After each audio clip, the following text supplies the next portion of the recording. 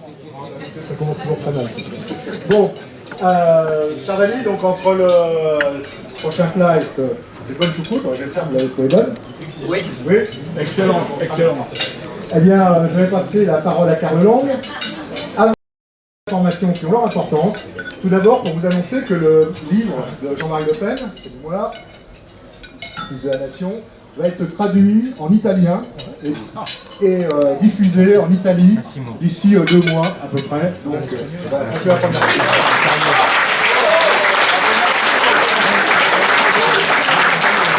Alors, si je vous cachais qu'il y a une relation de cause à effet entre le fait que notre ami Massimo est aujourd'hui parmi nous, vous auriez du mal à me croire et vous auriez raison. Encore une petite information, nous avons aussi parmi nous trois auteurs, les 3 auteurs de la synthèse nationale. Tout d'abord Carl Lang, qui a écrit son livre Chemin de résistance, qui sera un plaisir de vous passer à la sortie. Nous avons aussi Hubert de Mesmer. Hubert de Mesmer, qui est un fin observateur, de ce qui se passe autour de lui, et qui nous explique un petit peu dans son livre qui a été Autopsie d'un crash annoncé, il nous explique un petit peu ce qui malheureusement est arrivé. Voilà. Et puis, enfin, Alban Darguin.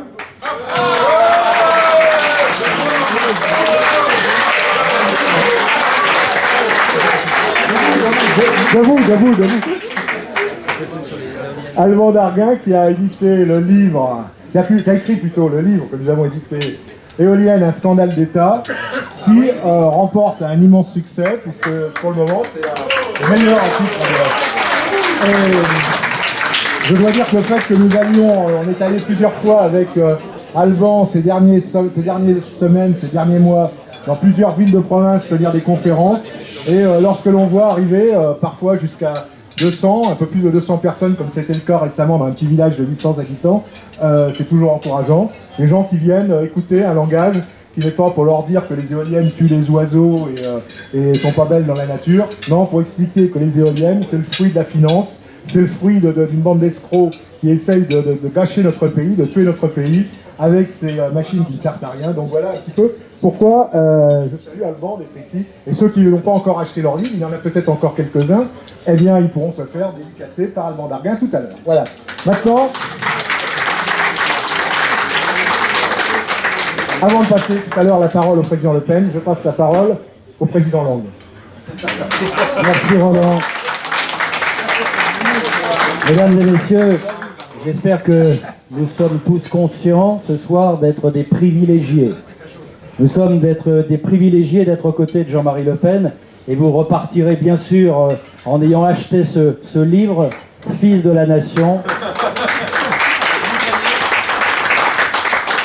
Vous découvrirez ainsi la personnalité du président fondateur du Front National, l'homme qui a porté durant des décennies les espoirs de la droite nationale, l'homme qui a fait émerger ou réémerger notre famille politique, et ceux qui, comme nous, ont été des compagnons de route, des militants, des cadres, des élus, des lieutenants du président du Front National. Nous devons être fiers du combat que nous avons mené, mais aussi nous devons être fiers du chef qui a mené en notre nom ce combat.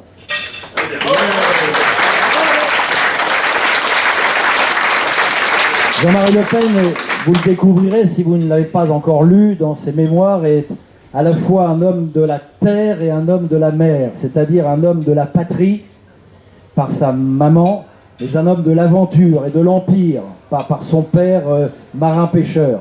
C'est-à-dire que cet homme incarnait à la fois la patrie et l'aventure, mais aussi l'attachement à nos traditions, à notre histoire, à l'identité française. De surcroît, Jean-Marie Le Pen est né un jour de solstice d'été. C'est dire qu'il incarnait physiquement, si j'ose dire, cette réalité du peuple français, enracinée dans son passé, dans sa filiation, dans sa lignée, puisque nous sommes des hommes et des femmes qui savons qui nous sommes et d'où nous venons, et qui, de surcroît, avons la prétention d'être fiers de notre lignée et de nos ancêtres, comme nous sommes fiers de notre patrie.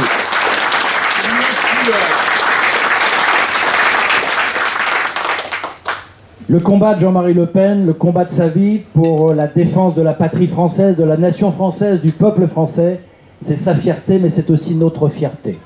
Et nous n'avons rien à renier, rien à abandonner, rien à regretter. Nous avons mené avec les moyens du bord cette bataille au service d'un peuple, au service d'une nation qui malheureusement peut-être a la vocation ou le relâchement conduisant à la disparition, mais au moins avec le Front National de Jean-Marie Le Pen, nous avons fait front et nous avons mené ce combat de résistance nationale.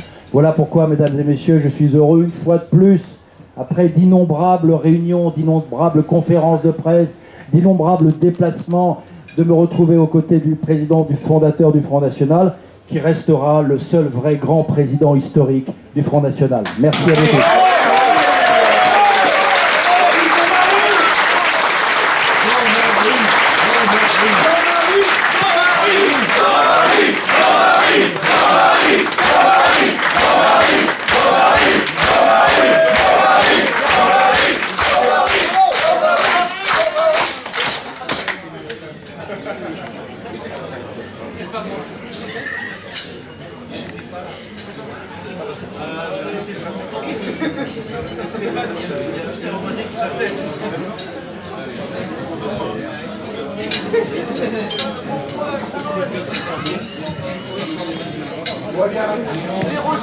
Bon, encore un petit instant, s'il vous plaît.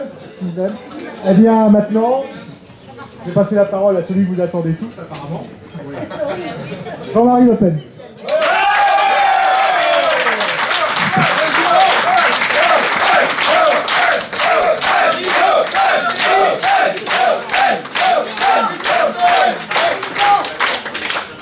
Cher Roland, cher Karl, chers amis, chers camarades, mesdames, mesdemoiselles, messieurs et les autres,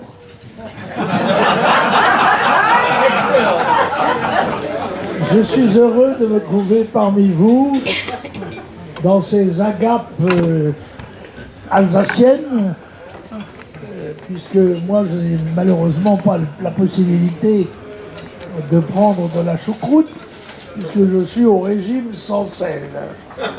Mais j'espère que ça ne durera pas. Enfin, que ça durera moins que moi.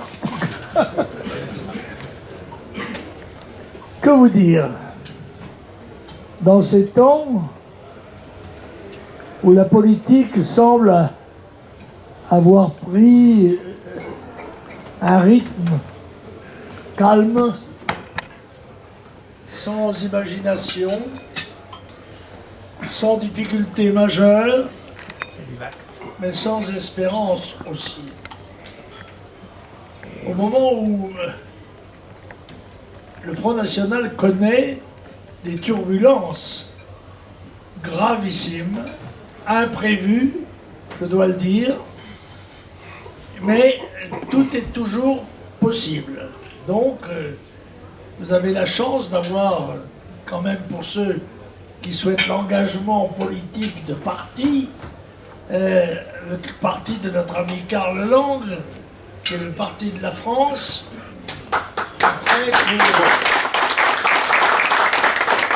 après que Marine ait procédé à ce qu'on pourrait appeler un particide. C'est-à-dire l'assassinat d'un mouvement politique dont elle était le chef élu et auquel elle devait bien sûr l'essentiel de sa notoriété, l'essentiel de son influence et l'essentiel de ses responsabilités. Bref, nous n'allons pas faire le procès de Marine Le Pen ce soir. Le sort s'en chargera, hélas. Ce qui justifie, ce qui la mettrait en colère, que j'ai dit, que j'éprouvais à son égard de la pitié. Elle a pensé que c'était une formule outrageante. Non, c'est une formule de compassion. Je ne voudrais pas être à sa place, je préfère être à la mienne. Bravo. Bravo.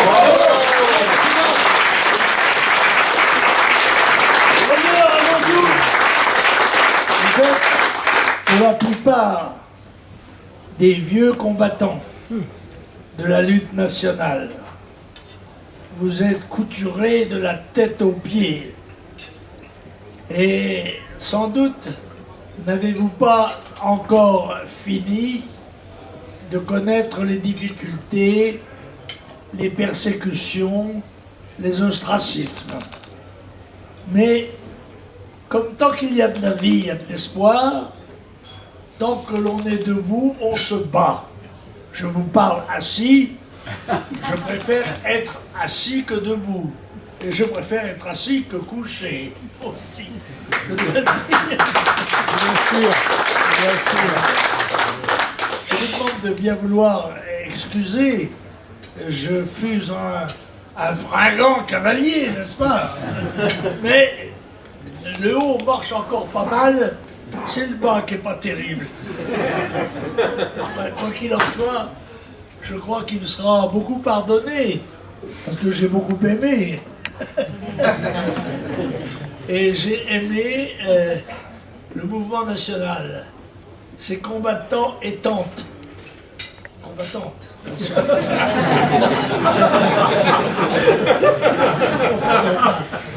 Parce qu'il y a eu dans notre camp aussi bien des hommes que des femmes, et ça n'est pas à ceux qui exaltent le souvenir du plus grand héros français qui est une femme, puisque c'est Jeanne d'Arc.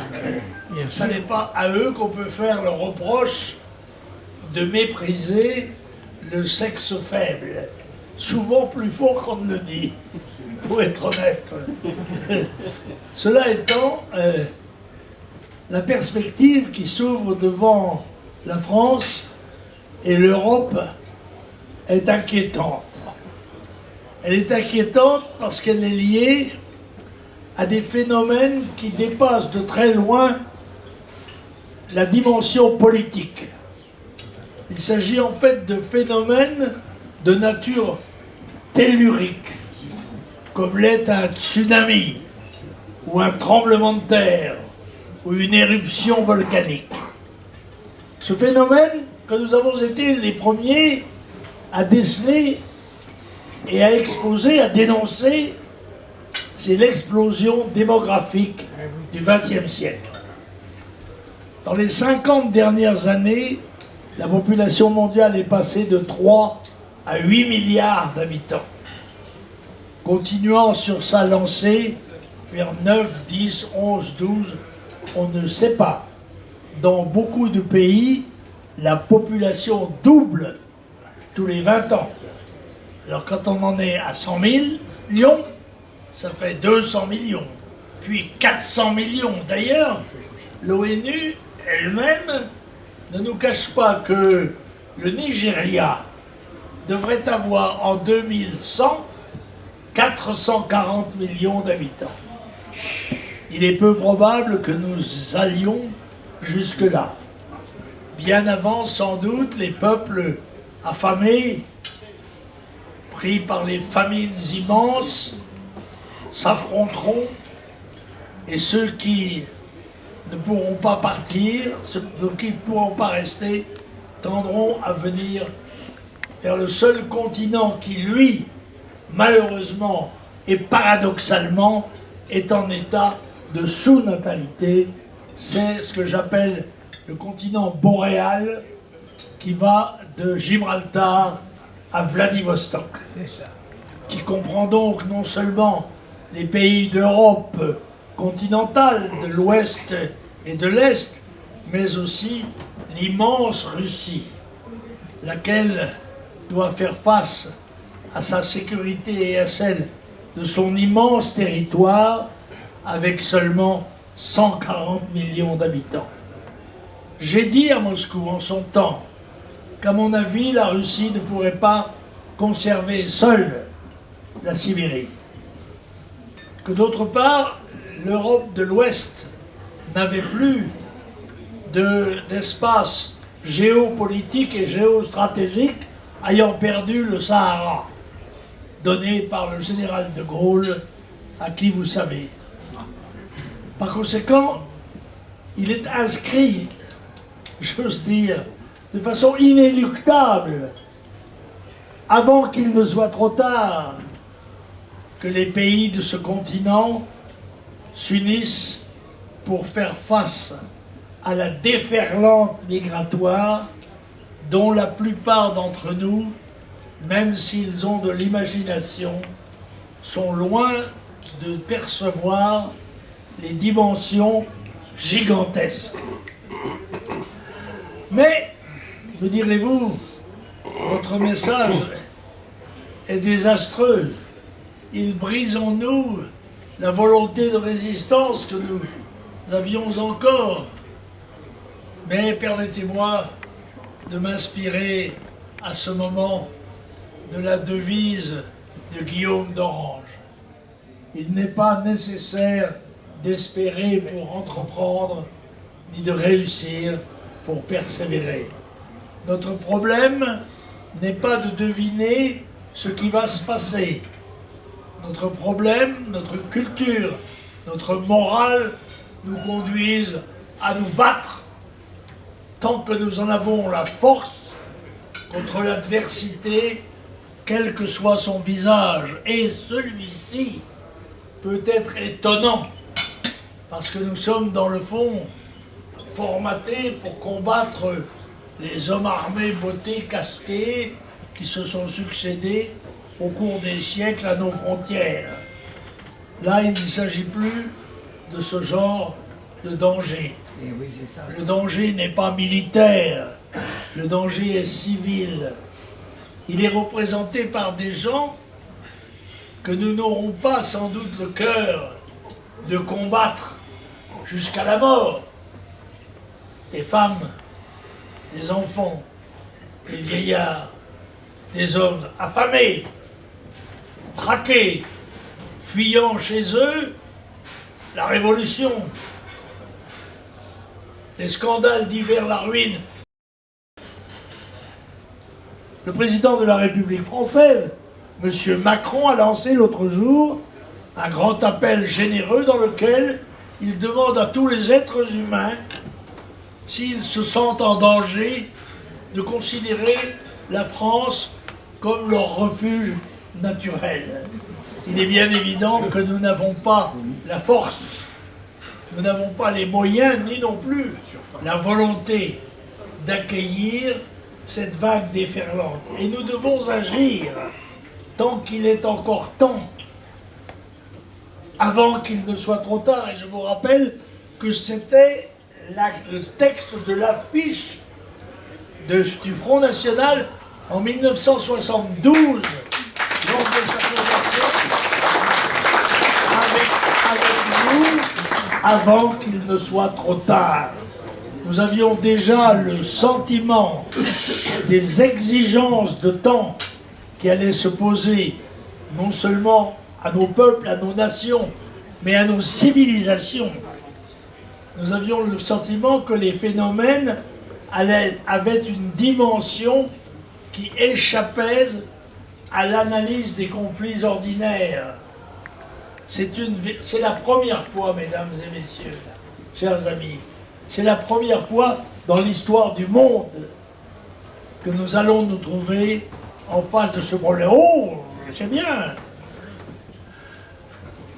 Les desseins de Dieu sont insondables et il peut mettre, lui, bon ordre, soit sous la forme d'une gigantesque épidémie, soit, hélas, sous la forme d'un conflit nucléaire, dont les conséquences seraient, vous vous en doutez bien, catastrophiques pour l'humanité.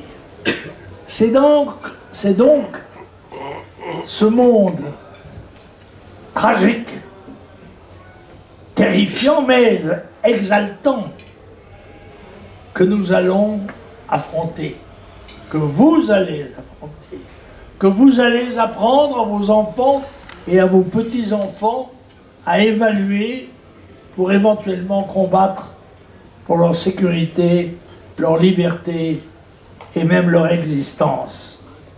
Encore une fois, et avant de conclure, je voudrais attirer l'attention de l'auditoire sur le caractère exceptionnel, inimaginable du phénomène qui va se produire.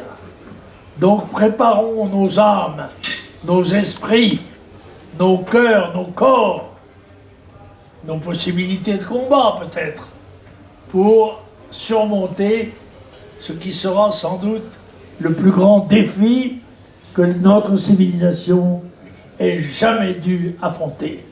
Alors, encore une fois, c'est plein d'espoir que je vous parle. Je suis un pessimiste gay. GAI. C'est même, à mon avis, la meilleure définition de l'homme de droite. C'est un pessimiste gay. Et nous ne perdons pas notre joie de vivre.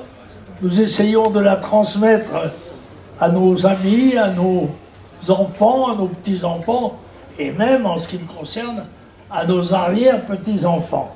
Je disais tout à l'heure à un camarade que l'arrière-petit-fils de Jacques Dupont, le cinéaste, qui se trouve être le papa des Dents de la Mer, de Claudine Dupont-Tingo. Son arrière-petit-fils est un prêtre qui s'appelle Gabin, incroyable pour un prêtre, comme prénom pour un prêtre, faut dire la vérité, comme quoi les desseins de Dieu sont insondables, et qui s'appelle Gabin Hachette.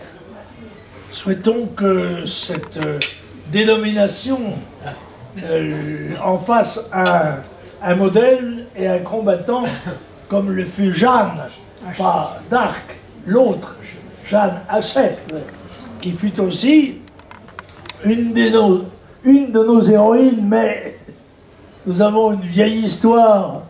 Nous comptons tant de héros et tant d'héroïnes qu'il devient difficile de s'astreindre à chaque semaine à la cérémonie commémorative de ceux qui tombent dans l'exercice de leur métier, dans le combat des soldats. J'ai dit ce que je pensais de la mort du colonel, en disant que c'est un homme qui est tombé face à l'ennemi, n'est-ce pas, en se substituant courageusement, héroïquement à une victime. Mais et j'ai dit, nous ne devons pas oublier, honorons-le, mais honorons aussi à tous ceux qui, au long de l'histoire, sont morts pour la France. Donc,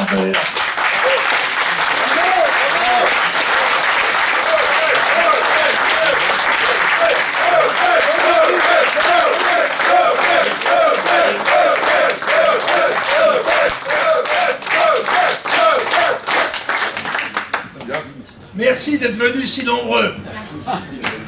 Merci à vous.